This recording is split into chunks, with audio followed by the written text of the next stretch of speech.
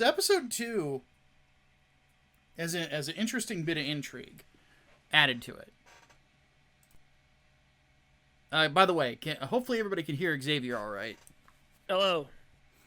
That sounds better. Yes, because last week you were a little low on the volume, so I turned you up this week and turned myself down.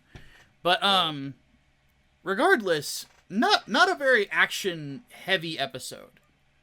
But dense as fuck though. Like holy shit, a lot of information got dropped on us really quickly. Yes. Do you want to go ahead and... Yeah, I'll let you recap it. So what's going on is we found out that they are so fucking terrified of Gundams that the mere possibility that something could be a Gundam is enough to fucking put a fire up everyone's ass, draw inquiries, and ruin lives. Like, they are not fucking around about Gundam stuff. And it doesn't even have to be a Gundam. They just decide, look, it's a little too Gundam-y for my liking, so we're gonna scrap it anyway. Basically. And that is insane. And a lot of it really established. So, what I'll probably do for the YouTube version of this is you'll see the splicing of me laughing my ass off at the beginning of it. Right out of the gate, they confirm that what the white-haired girl, the president's daughter, is not interested in women. She's not interested in marriage in general. Yeah, she doesn't want to get married. I think it's more along the lines of she would rather it be her choice. And right now, Suletta seems to be it's the way out. Yes. That's all Suletta is. So Suletta's really being used here. This isn't a relationship. This isn't a relationship. This is, I'm going to start using you now. I need you to shut up and do as I say. Maybe if you're fortunate, you'll get something out of this, but probably not. Basically. This is the kind of the one thing of just to kind of get like, because the video I did on shippers and why they should fuck off is at like 3,000 views in less than a week's time. So like it's rather obvious I don't like shippers. I despise them when it comes to anything because they never get anything right.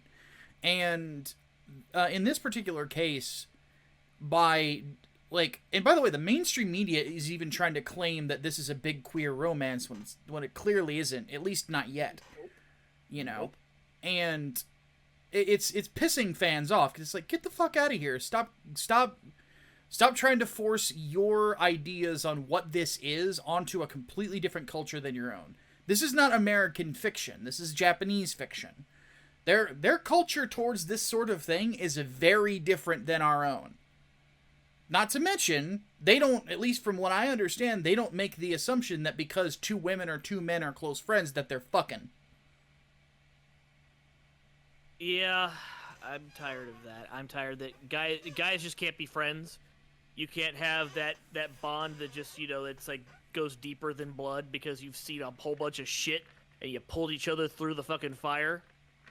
And you just kind of know what the other is thinking, like that deep shit. Oh no, they've got to be fucking. Yeah, it's preposterous.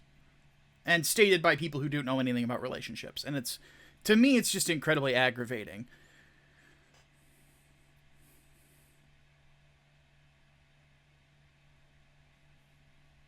Yeah, but back on the story itself. The highlight of the episode is, or at least for me, were a couple of things. First was them trying to interrogate Suletta. I really like the idea of an interrogation scene where you can tell that they're desperate to get a confession. Because you could tell that the interrogator, while he was sitting there across from her, trying to get her to say, that's a Gundam. Trying to get her to say, you're from this institute that was developing Gundams. Because you know that he is probably authorized, the instant she says that, to stand up, pull a pistol out that he's got hidden, and shoot her in the face. Yeah, you don't have rights. Yeah. Technically you haven't arrived yet because you haven't, been enrolled into school yet, or you haven't done this. Suletta doesn't even have a fucking room yet. Yeah. Literally, she showed up for okay, here's our new transfer students, and she immediately got wrapped up in shit. Yeah. Like, this whole thing, she's basically being penalized for doing the right thing. Road to hell paved with good intentions, and no good deed goes unpunished. I think the more important thing is the fact that people with cybernetics like that, with the gun technology, are called witches. Yes. And this is, tantamount to a witch hunt. Yeah, that's what I really enjoy about it, oddly enough, is this this sort of thing is pretty rich. Also, I know a lot of people are kind of making Utena comparisons. I've only seen a little bit of Utena at this point. I would say, like, for those who don't really know, like, the anime world, I would say that courtroom scene felt more like something out of Game of Thrones. Which this is a very... The funny thing about it is, like, no matter what, it has sort of, like, the sort of, how do I put it? Why am I forgetting the name of the old medieval system when it came to houses and families and all that stuff? Feudal lords? Yeah, feudalism. It's a feudalistic society. Or at least their academy and... Feudal megacorps. Yeah, feudal megacorps. That's the best way to put it, is feudal megacorps. And it gives it a very almost fantasy-esque vibe to it. And specifically just like I love the internal politics of what's going on here. You have the abusive shithead's father, who of course is trying to depose the president. He in the first episode, for those who missed it, he was arranging for the president to be killed. But he ended up not going through with it because his son lost the duel. And of course his son is an abusive cunt. I have a feeling he's going to be one of the bad guys for a while. And then the president himself is a fucking tyrant. He's responsible for the death of Suletta's father and for her mother basically being in exile. They kind of gave it away that the mask lady that we initially thought was going to be the Char clone is actually Suletta's mom. Yeah. Now, they didn't say that, but they dropped a really big hint that when she showed her arm and it was cybernetic and it's the exact same arm that Suletta's mother had lost. I think it's kind of obvious. The one thing I had noticed, though, was that the cybernetics were a lot more rudimentary than the one that she had during the prologue. So, I have a feeling that she's in hiding. Yeah, there's probably a limit to how ogged out you can be, or how complex your oggs can be. No, I'm definitely very excited. I'm getting a lot of Crux Degati vibes from the president, and that all you will do what I say and nothing but. You do not have power. I am the ultimate power here. Yeah, the feudal system actually does remind me a lot of Crossbone. Yeah, fuck Earth. Yeah. I do think that in situations like this, Miriam's, I think that's her name, silver hair. We're gonna learn her name eventually. Yeah, we'll get there. Did a really good play in that he is the president, he has power, but his power is nothing compared to all the members of the council. All you need to do is get them to go, hey, what if? Yeah. It doesn't matter what he says. Which you get enough of the right people and the right personalities together, and all of a sudden it cascades. Yeah. And then he can't do shit. Basically, it's at the end of the episode, like the board comes to the conclusion of, look, we could use this to our advantage. We have this technology. Maybe it's a Gundam. Maybe it isn't a Gundam. We don't know. Like the rest of the council isn't as convinced as the president is, because the president, as is established in the prologue, he is overly paranoid about Gundam technology. Partially there was, of course, a backlash against gun technology because not everybody could have those cybernetics and survive them. They were very hard to deal with. But on top of that, he of course saw the Gundams as a threat to his power, because as they established in this episode, he's very, very much a tyrant. So he's very much a sort of, how would I describe? It's like Joffrey Baratheon meets Crooks Doggett, or Doggett. You know, he is obsessed with his power. He wants to maintain it, no matter what. You know, and he doesn't need logic. He doesn't need reason. I have the power. You have to listen to what I say because I said so. I am the king. You all have to listen to the king. Yeah. It's just there's no Tywin Lannister to go, any man who has to say I am the king is no true king. Though the daughter did it, but not with the same sort of Charles Dance panache. But Yeah. You would talk back to a king, yes, and if he doesn't shut up, you'll see me slap a king. Yeah. And now I've struck a king. Did my hand fall from my wrist? So, dude, fucking great. Game of Thrones first few seasons was fucking amazing. But yeah, the way that I look at it is, basically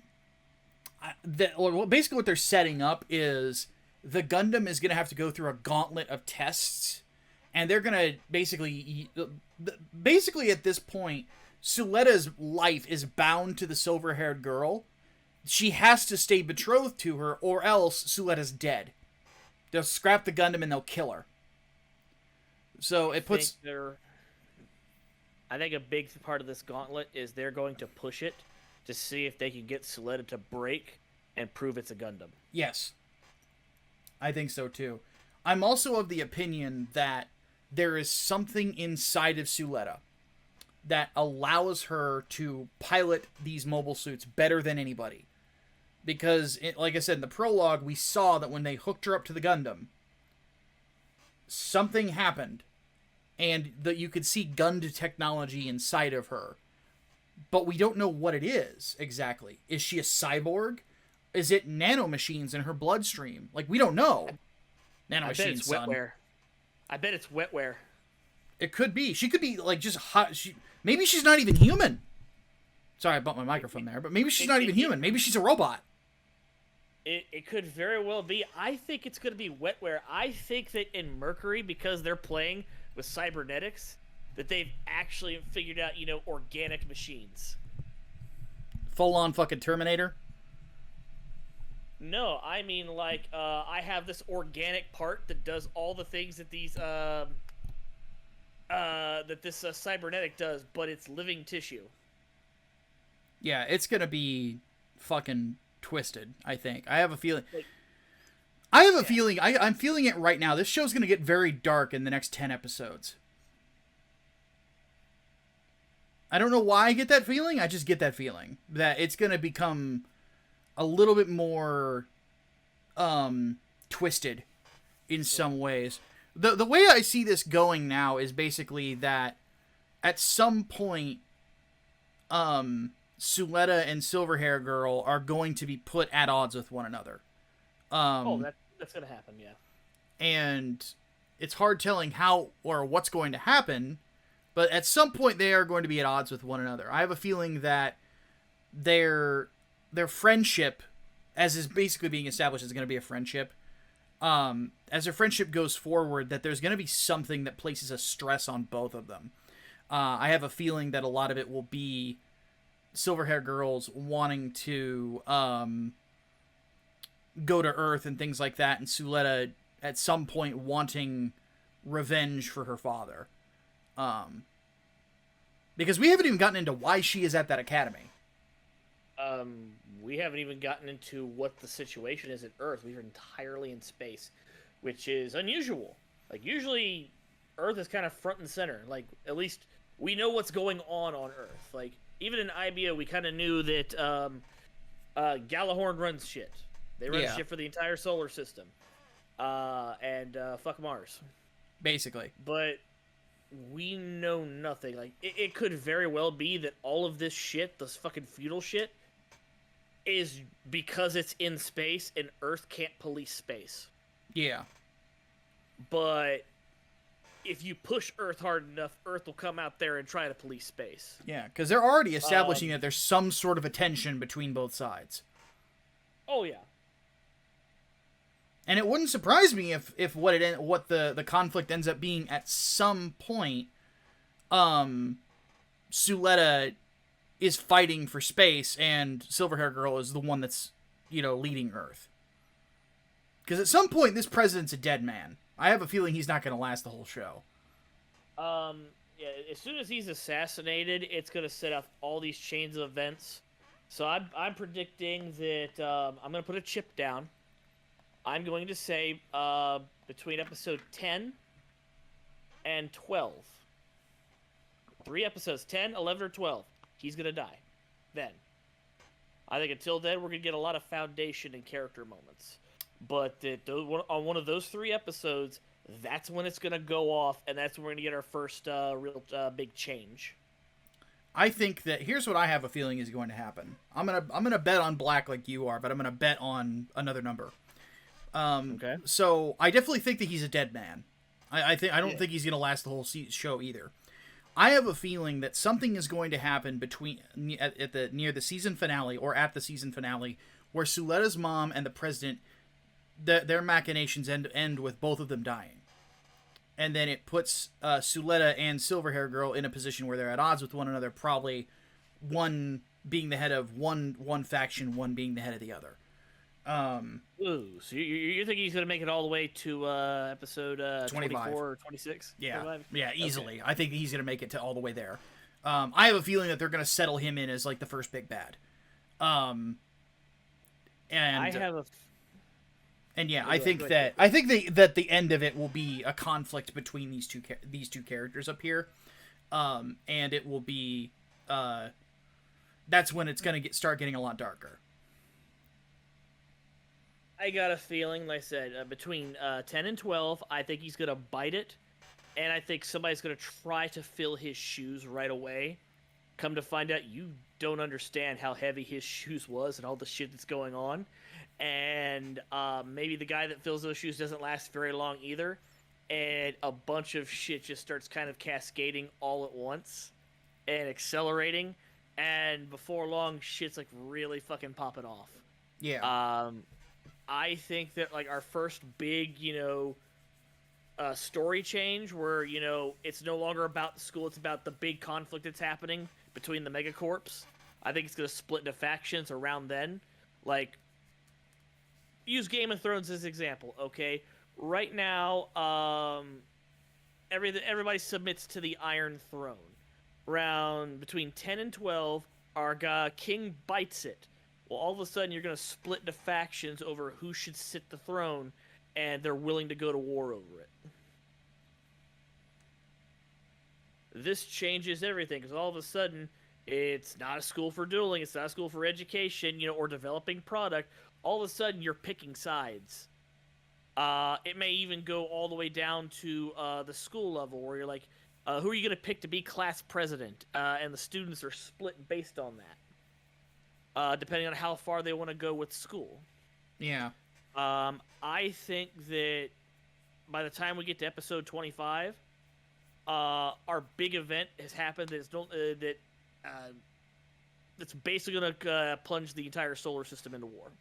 Yeah, definitely. Or, the inner planets will officially be at war then. I think that the big thing that's going to fuck up the system and split everyone is going to be between 10 and 12. That's why I'm putting a chip down. There we go. Well, we got our bets in. We'll see how they play out. The next one, it looks like I have a feeling that whoever our actual Char clone is going to be, he's going to be revealed. That red mobile suit, like it's Gundam tradition. That's probably what's going to happen.